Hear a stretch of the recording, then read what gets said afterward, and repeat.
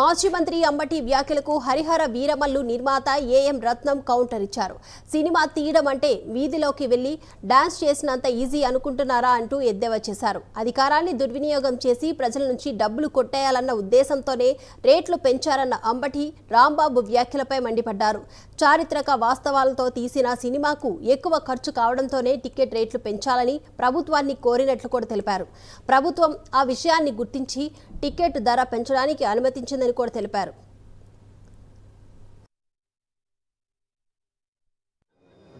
మన చెక్ చేసే లోపు రేటు పెరిగిపోద్ది. ఎన్నో వందల కోట్లు పెట్టి సినిమా తీస్తే ఒక 100 రూపాయలు, 200 రూపాయలు, 300 రూపాయలు పెరిగితే ఇదేం కంపల్సరీ కాదు. ఇష్టం వచ్చిన వాళ్ళు వస్తారు, బాగాలేకపోతే ఎవరు రారు. కానీ జర్నీ అనేది కంపల్సరీ, మనం ట్రావెల్ చేయాలి ప్రతిదీ. సో అలాంటిది లేకపోతే ఇవాళ విజన్ మారింది. ఒక సెల్ ఫోన్లో ప్రపంచానంతా చూస్తున్నాం. ఇంగ్లీష్ పిక్చర్లు హాలీవుడ్లు వేరే లెవెల్లో ఉన్నాయి. మన తెలుగు ఇండస్ట్రీ హాలీవుడ్ లెవెల్కి ఎదుగుతుంటే దాన్ని అంత లెవెల్లో సినిమా తీయకపోతే పావులార్దన పెట్టి టికెట్ కొంటే సినిమా ఎట్లా తీయగలం? సినిమా ఎలా వస్తుంది? ఇష్టమైన వాళ్ళు వస్తారు, ఇష్టమైన వాళ్ళు రారు బలవంతంగా. సో కావాలని గిట్టని వాళ్ళు అంబటి రాంబాబు గారు కానీ ఇంకెవరు కానీ టికెట్ రేట్లు పెంచారు, దోచుకుని అసలు సినిమా తీస్తే ఆయనకు తెలుస్తుంది.